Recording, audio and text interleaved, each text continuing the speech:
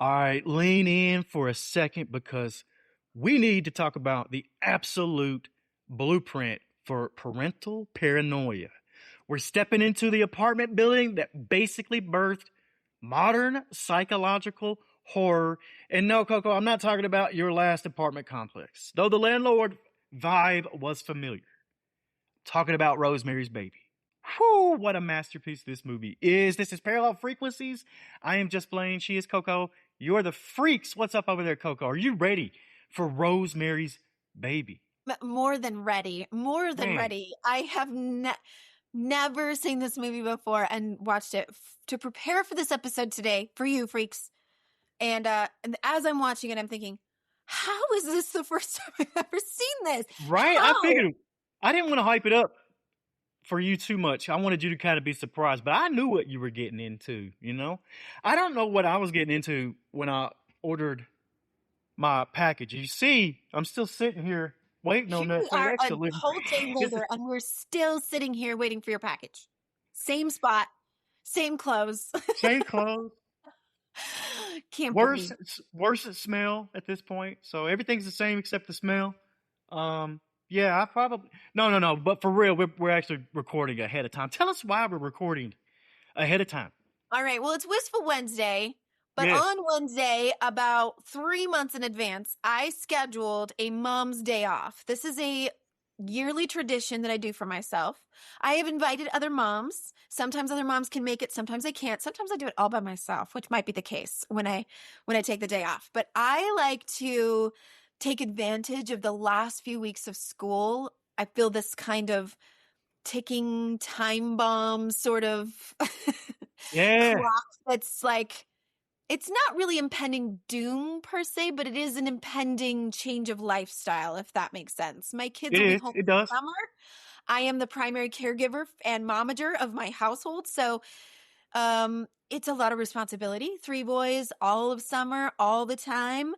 And I just like to take these last few weeks before they get out of school to like do one day where I just play hooky for the day. And I just go I do like that. whatever I want to do for the day. So So that's what I'm doing on Wistful Wednesday. do you tell people that you're doing this, or do you just secretly go do it, or what happens here? What are you gonna do? Oh, Is what I I'm have to asking. block it on my schedule. That's why we're recording this a day early, because I need to block the schedule off, make sure that I don't accidentally schedule other things, because I will. I'm just so like me to do that. But I make sure that people know, and then I invite my favorite mom friends. I'll like pick some mom friends I know and be like, hey, I'm doing this. If it works out in your schedule that you could take the day off too and come with me, great. So sometimes last year I had a group of 4 of us that all went together. It was super fun. We just That's got fun. to. So this is going to be airing after this happens. So let's talk Yeah, to I'm future gone Coco. already. Let's talk to future Coco. How was your day? What did you do for your mom's day? Where did you go? What happened? So restful. I feel so invigorated. I like to ride the tracks just because it's fun and it's a fun way to get into the city. So take the tracks in. There's this great little cafe. I might mess up the name of it because I've never heard it pronounced out loud, but it's like Cave Cafe or Cave Cafe. It's a Turkish coffee place in Salt Lake, and it's up in like the kind of like almost to the avenues. So old Victorian houses that were made into, Airbnbs and coffee houses and things like that. So it's Love that area. cute little artsy vibe. There's tarot readers like me, Reiki healers like me. It's my people. It's my vibe. So I'll take a book. I'll go order me some coffee and some baklava and some good pastries and treats. And I'll just sit and sip my You coffee.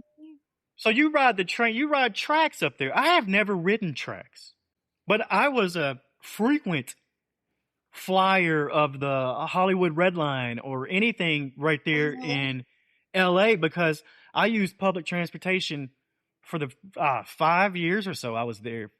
First 5 years. Yeah. But honestly, I used public transportation. I would not get a car because I didn't have a parking place at my apartment. And I was not going to fight Hollywood parking on the street every night. So I rode the Right. buses and trains. It was wild. So I It need to makes ride sense. tracks. I should Yeah. ride. I got an idea. What if me and you ride tracks together and record an episode and we do the movie Snowpiercer. Now, I Yeah. know you may not know what that is, but it just clicked in my head, and that would be the movie we should talk about while riding a train to downtown Salt Lake. I think that'd be fun. What do you Oh, think? that'd We be should do that? awesome. Yeah. Absolutely.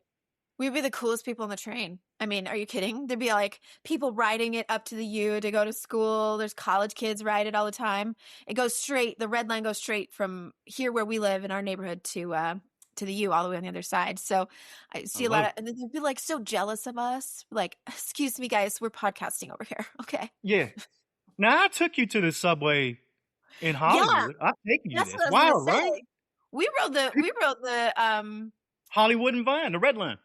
the red line. Yeah, I mean, I've ridden the underground in London. Super proud of myself. I'm one of those people who's actually terrified of public transportation. Mm. Not because I think like there's weirdos on the train or like any of that kind of stuff. I'm not worried about that. I am terrified of getting lost. I'm terrified of my own incompetence and not being able to figure out that I got on the right train, going the right direction to get me where I need to go. So we don't have like as much of an intricate system as some of the big cities like LA, London. Salt But Lake has kind of their simpler yeah, version from of what that. I've seen, it's nice. It's really nice here. So yeah, we're gonna put that on the docket that we're gonna watch Snowpiercer, the movie. There's a TV series that came out too, and this movie's wild. Yeah, I'm not gonna tell you what it's all about, but we'll get to that. But right now, Wistful Wednesday, Rosemary's Baby. I'm gonna speak on this right off the top. Roman Polanski, director. This is one of those situations where, and you can come at me, you can debate with us, you can join the conversation, freaks, but can you separate art with the artist? Because Roman Polanski's a piece of shit. He evaded the U.S. or he left the U.S. to evade a statutory rape trial, and he's still been there. Lots of stuff going on. Lots of people have certain feelings about all that, but I can't just glance over that and Right. not say We anything, need to acknowledge it. especially with some of the content that's in this movie that we see.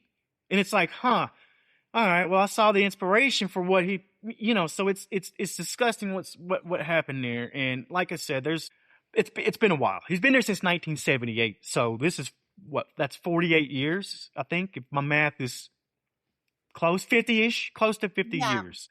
I can only hope that even though he evaded punishment here, that perhaps he's not continuing the same behavior over there and then hasn't, or maybe just Yeah. hasn't got caught again. I don't know, but It's always been a thing too. Can we separate the art from the artist? Because we go through that in music too. We see that with people like Kanye West. Yay now. He was hailing Hitler at one point, and then how do you still listen? R. Kelly was another one. He's off in prison now. Do you still appreciate his music? Those are a little bit different to me, because Roman Polanski making a movie, the art isn't just his. yes. You got all these other people in this that you've got to give some respect to. And Yeah. I want the Mia Farrow, I want, these people to be put on a pedestal above him, because without them, this movie, I don't care, it wouldn't have happened. It wouldn't have been what it ended up being. And now that I got that passed, like I don't want to talk anymore about Roman Polanski. No more about that. We'll talk just about Rosemary's Baby, the incredible performance from Mia Farrow and everybody else involved. I mean, we talk about cast chemistry all the time, and cast alchemy is one phrase I found I came up with yesterday. Remember, this one was cast alchemy complete. Like John Cassavetes as Guy Woodhouse, Mia Farrow, Ruth Gordon, Sidney Blackmer, Ralph Bellamy, Maurice Evans. You can keep going down this list, and these were heavy hitters for every scene. Yes. This movie doesn't have a scene where you can just kind of kick back and relax. It's not going to happen. The entire thing, you got a whole character with the apartment building that they're in themselves. Like, there's so much going on and so many layers to this movie. I watched this movie twice last night and still saw different stuff. I did. I watched it back to back last night. So, yeah, go ahead and give me off the top, Coco, because this was your first watch. What did you think? So much going on here. Let's start with the very beginning. Let's start with the apartment itself. Like architecture, history. This is something we live in the Western United States. So a lot of the old buildings we see here, and even some of them are getting demolished and replaced quickly. They're maybe 100 years old. Maybe. But one of the things you find when you leave the West and you go to the like New York, for example, or if you go across the pond to a European country and you go, people are living in 400-year-old houses and buildings. Like, it's insane to me. And I love seeing the architecture as they walk you through the building and they walk you through the apartment. One thing you'll notice is how compartmentalized the floor plans were at a certain time in history. I like architecture, so this is just like my nerdiness coming out. But, you know, nowadays we're all about the open concept and the flow. And, you know, it's interesting to me that they had like a nice big open living room that you had to get through this hallway to. You've got this gorgeous fireplace, even after they paint it and it's all white. It's so pretty. But it's right across the hall from their bedroom. That's not something you would typically see because there's like the private chambers are right there across from the public area of the house where you bring guests. So that's just like first impressions. I just loved that the apartment, being a cast member, was part of that experience of like, what's going on in here? And how about that opening? The cinematography on the opening right there with the la la la la la, that music, that eerie kind of yet settling music. It's unsettling and settling at the same time. But if you notice the cinematography there, we kind of come floating in. You come floating into that building like it's something that got into the building. And you're already kind of feeling like, man, something's kind of off. But I do love the architecture. Let's get into gaslighting, because that is what this movie is. Oh my God. Guy Woodhouse and gaslighting makes him the villain of this movie, played by John Cassavetes beautifully, by the way. 100% the villain. Honestly, he might be the real villain of this place even before the demon with the yellow eyes pops up. And he's a struggling actor, which already probably got a chip on his shoulder. Let's just be real. Yeah. He's doing commercials. It's self-centered. You know, he knows how to put on an act when he needs to. I mean, there's a lot of red flags. Yeah, I mean, he's doing commercials and tasting the dirt of rejection. And he's ravenous for success. Will do anything for success. And then his main rival suddenly mysteriously goes blind, already tipping off to the viewer, what's going on? And then boom, Guy gets the part. It's the ultimate Hollywood hustle taken to the most literal, demonic extreme. What makes this movie itch under your skin 50 plus years later, because this thing came out in 1968, which is wild in its own, to think that something like this came out.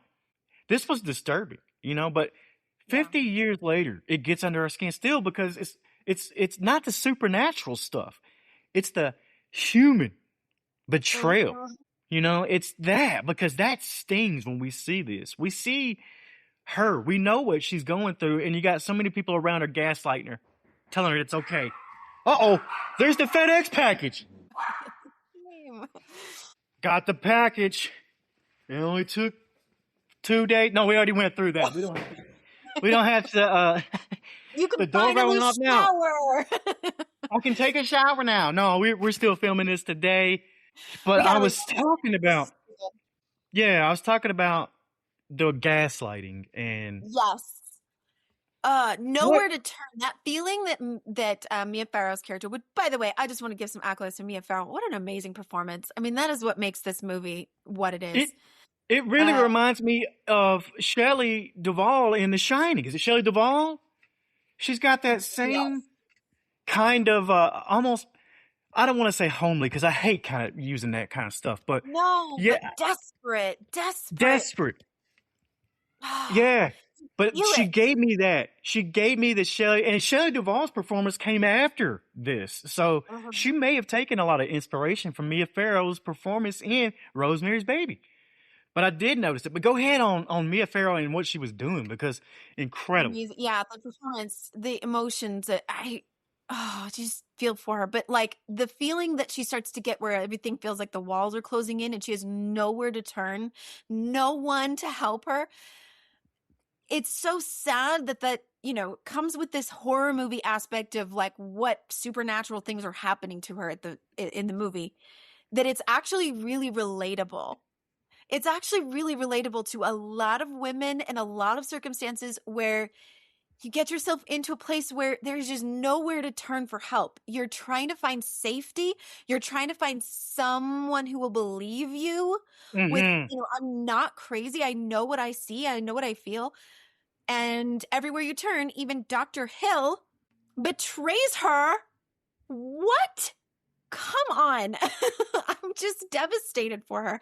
And it also feels like a sort of familiar feeling. Not that I've been in a place that dire in my life, but just as a woman, I think we carry a sort of generational trauma inside of ourselves that understands this kind of, there's nowhere safe for you to be. You're under the thumb of these, Yeah. I don't know, men, I guess. Yeah. Yeah. But I think there's a real parallel. Like, I think there's a corporate parallel to this, like the fact that Guy Woodhouse trades his wife's autonomy for a Broadway deal. Just like that. Like, that's, Sold his soul and his wife and his child. I mean, that's an ultimate casting couch horror story right there, wrapped up in a velvet coven robe. Like, I've been in corporate and media long enough to know that there are some serious occult vibes that are in parts of it. And it may not be, a chalice of tennis root or whatever they were wearing. Sometimes you just need a middle management title and a corporate credit card, and it's the same thing. So, Yeah. I just, I don't know. Like, have you? Right? Somebody is in charge and somebody needs their worship. Which brings me up to ask the question to you, to the freaks. Like, when in your career have you realized that the price of admission, or when in life have you realized that the price of admission is just a little too high? Mm-hmm. Like, that's what I look at in Guy Woodhouse's case. That price of admission was a little too high for what you gave. So, yeah, but I can see that. Let's talk about Roman and Minnie. Yes, let's. My Ruth favorite Gordon. character and actress in this entire movie, though of course Mia Farrow did a great job. No, nothing against that, but Yeah. Gordon playing Minnie, my favorite, hands down. She won an Oscar deservedly for this role right here. I didn't even know that. Yeah, she did. I mean, you can double check me out there. Freaks, make sure. I think I remember, I believe she did win an Oscar. But these people are the ultimate personification of the smothering community. They look eccentric, colorful, high society grandparents, like, it's like they're putting off a facade, basically, because they're running a whole lot tighter ship than they seem to portray, so right off the bat, though, you kind of love them, right? Oh, I do. I would love being neighbors with them, honestly.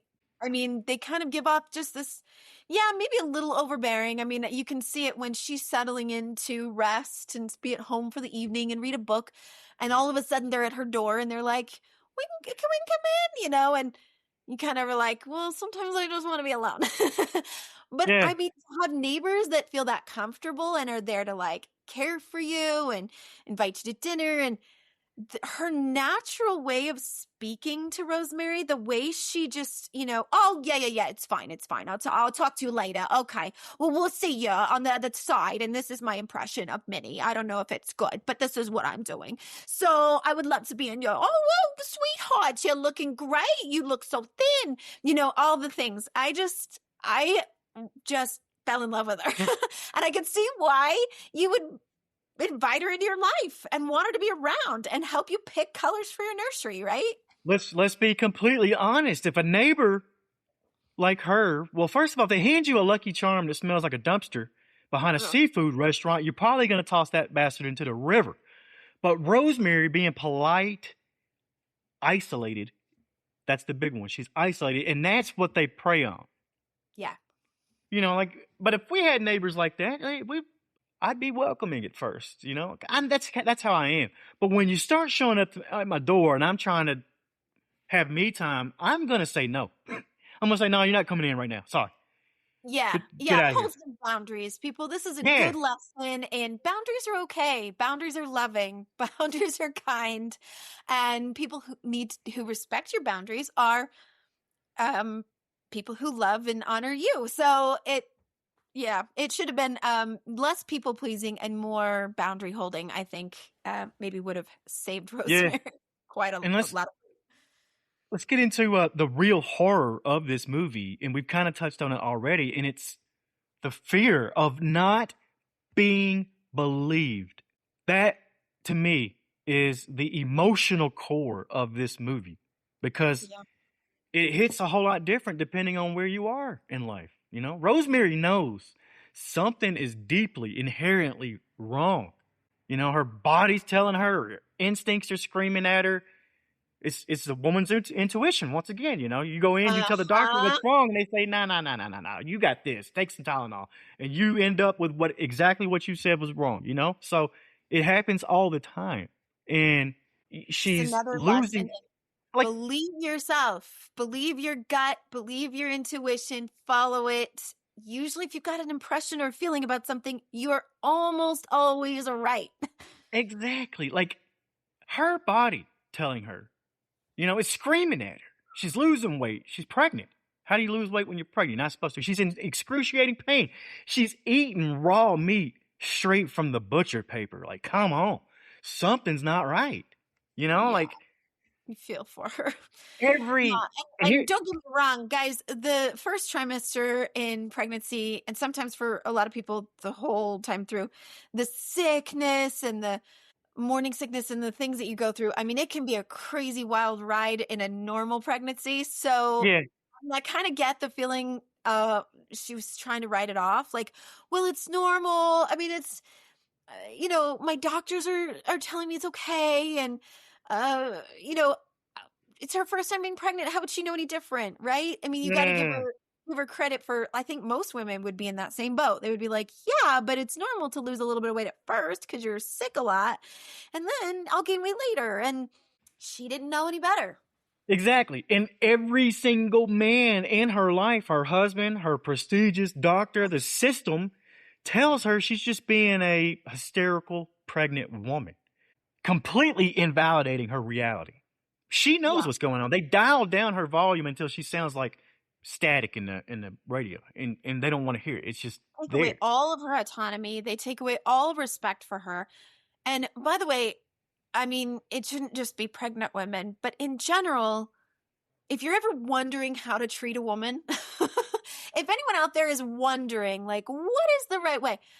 Generally speaking, to be nurtured and cared for and treated with a certain level of respect is so wonderful. Like when you're pregnant, you want people to treat you like you're growing life inside of you. We got to take care of you. Let's make sure you're eating. Let's make sure you're sleeping.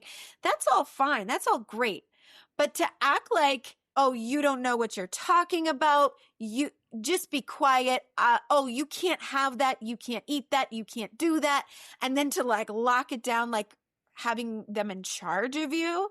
Yes. And that's what I'm saying right there is they are in charge enough to where you are sitting there speaking truth. That scene where they're all in the room basically, and Rosemary, is speaking nothing but the truth. And they are all standing there around looking at her saying, no, no, no, no, no, no. That's terrifying. When you are trapped in a single room and you can't do anything about that, that to me is the psychological isolation.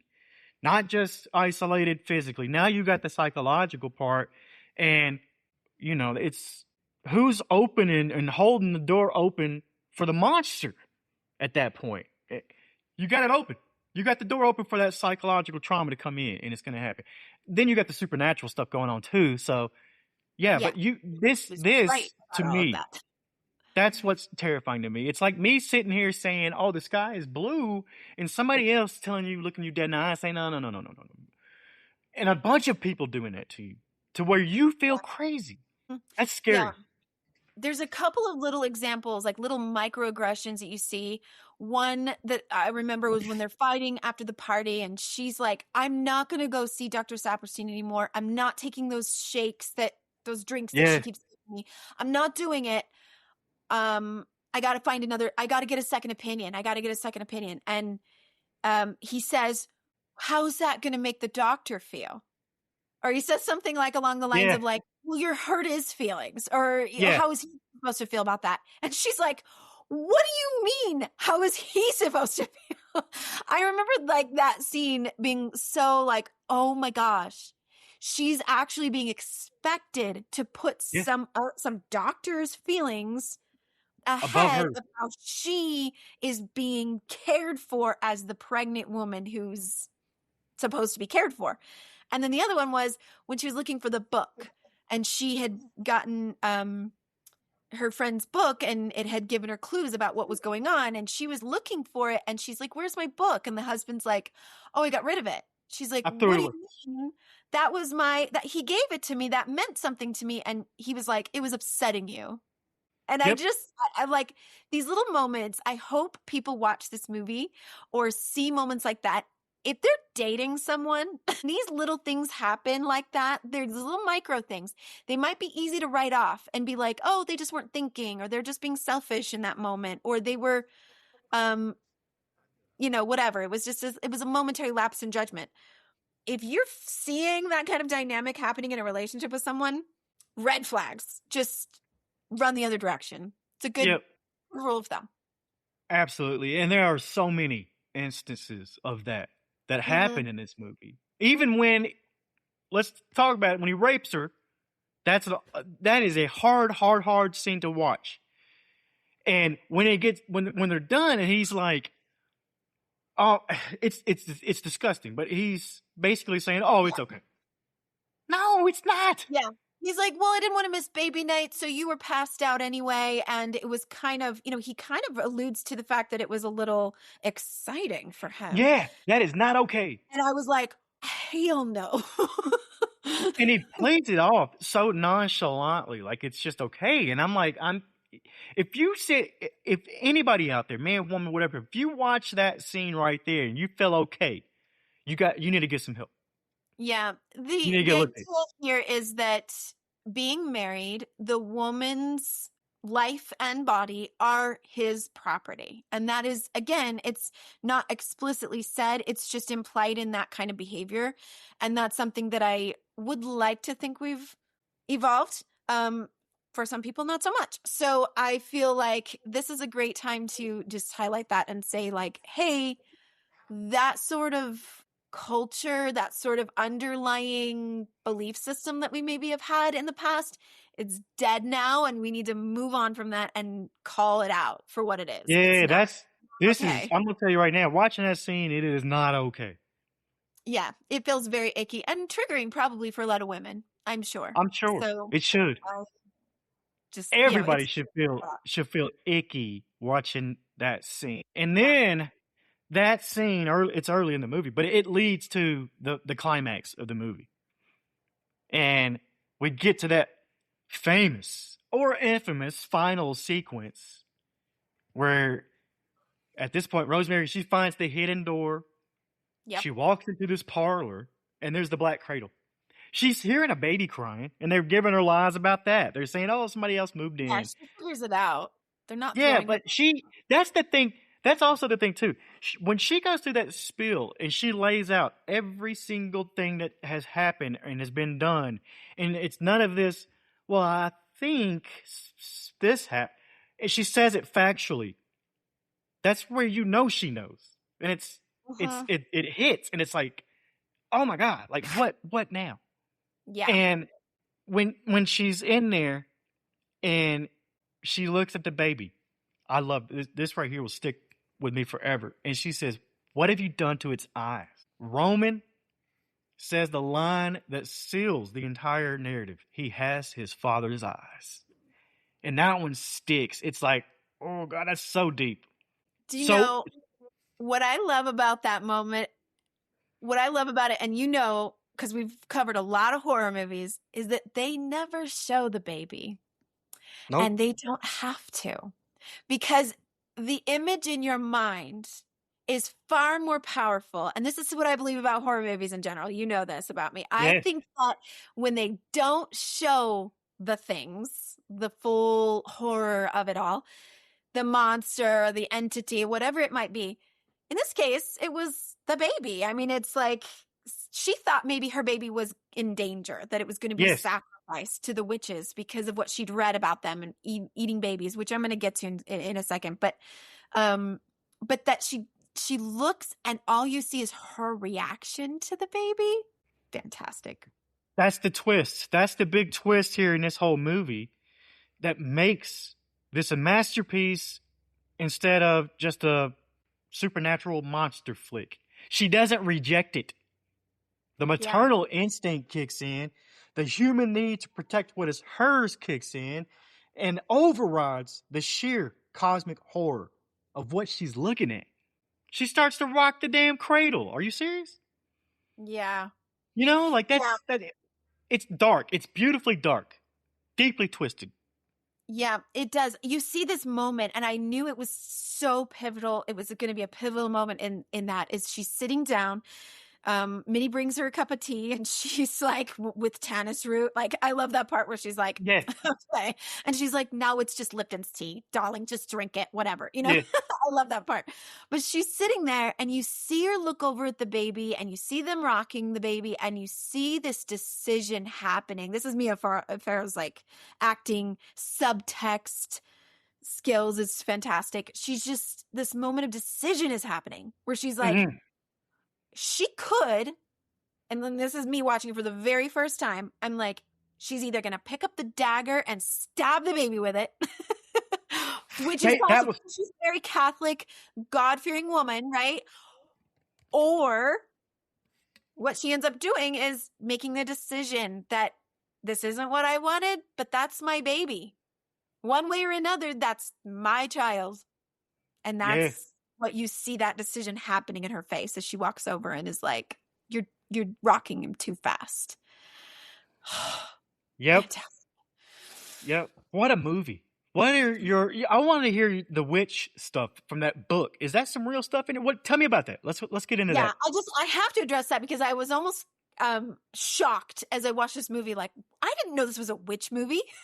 We didn't cover this in the Witch Movie Project, and we totally could have. Yeah. So you touch on the witch aspect of this movie, clearly. Like, this is still in an era propaganda where we believed witches are satanic and witches were coinciding with each other. Like, we believed that they were all the same thing. And I have worked very hard to put it out there that is not true. That's not what that is. Do I believe that there may be witches that are satanic? Probably, maybe, but that doesn't mean the same thing. They don't coincide. So I just have to put it out there that tannis root was mentioned many times in the movie. It was fictional. There's no such thing as tannis root. They believe it may have been like an acronym, a pseudo acronym for Satan, or maybe associated with that. But tannis root is not a real thing. I would imagine that if something was an herb or something that had healing properties, it would smell good. Yeah. Because your body would not be rejecting it. It would be accepting it. So that to consider. But these witches essentially start out to be exactly what the etymology of the word witch is coming from Wicca, which means wise person. They have herbs growing all in their houses. She's making an herbal tincture or herbal drink for her to support her pregnancy. I mean, this starts out to be very much like what witch would be.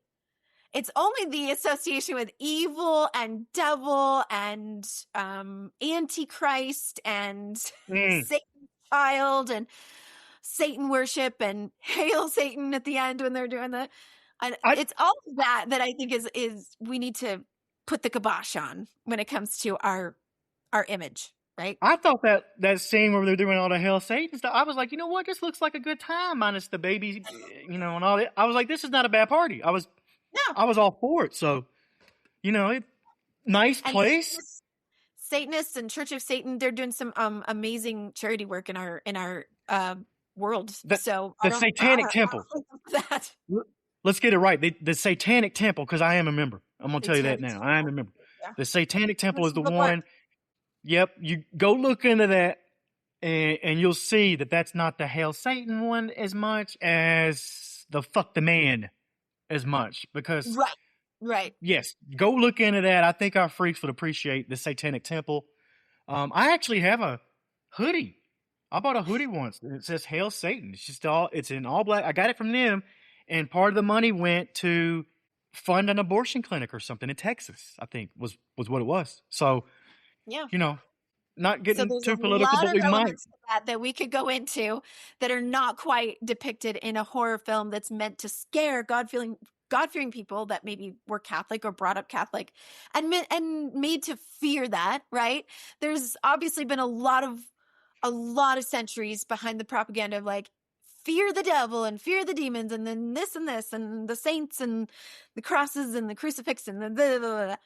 So I don't necessarily love the association of witches with that side of it in this movie because the myth of eating children that witches had came from them being assisting in abortions and assisting in women's pregnancy and women's health during many, many times in our history when they've been the ones caretaking women. Yeah. So they were given that bad rap because they wanted people to believe that witches were killing babies and then drinking their blood for eternal youth or whatever the story goes. Just not true. I think there's a great metaphor analogy in Rosemary's Baby, and it can show us that we spend so much time fighting monstrosities, abominations around us that we do end up adopting them in a way or nurturing them or at least making them a part of our daily routine before you even know it too. Like you can cut that out. Yeah. What you resist will persist. Yes, exactly. And I see that in this movie and I see that in life. And Rosemary's Baby, I'm going to give you a recommendation of a movie to go watch now.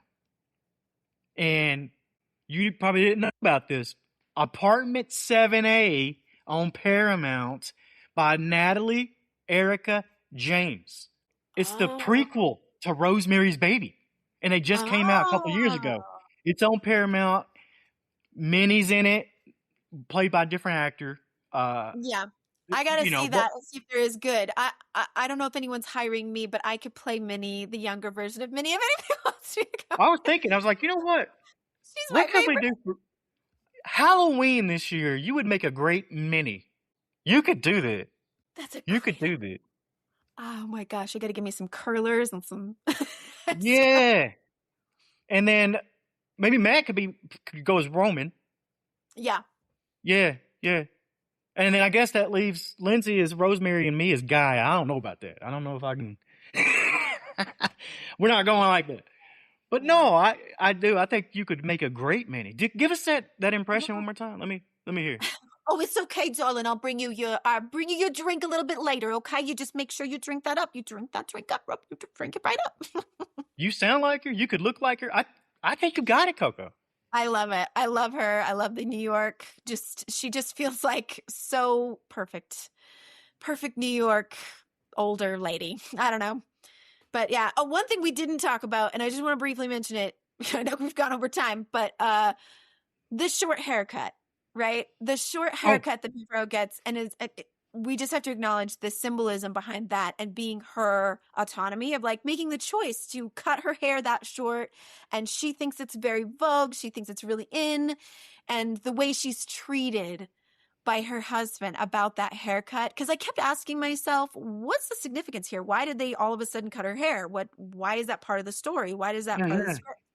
And I think it really was symbolic of, he treating her like the only thing that's wrong with you is that ugly haircut that you got. And, I was like, bastard. Yeah, yeah. Got to say it. As we wrap up this episode, for the freaks out there, I want you to look at things you're currently nurturing in your life. Are you feeling something that elevates you? Or are you rocking a cradle for a coven that doesn't have your best interest at heart? Think about it, really. And I don't mean, are you part of Coco's coven? Coco's coven, that's got a nice ring to it. Yeah, if I formed a coven, it would be great. I think you Look should. forward to it. I think we could get you a coven if you want one. I mean, you go have Mom's Day by yourself. You could have a coven by yourself. Why not? Right? My coven's going to Mom's Day off tomorrow. That's right. All right, that's going to wrap it up for this edition of Parallel Frequencies on Rosemary's Baby. We may have to revisit this again because it's going to be one of those that a lot of things pop up and I'm going to be like, oh, shit, forgot to talk about that. Yeah. Apartment 7A, go watch the prequel. Maybe we do an episode on that one. But this was fun. We've been looking forward to this one for a while. Parallel Frequencies, I'm Just Blane. She's Coco. You are the freaks, and we will see you on the other side.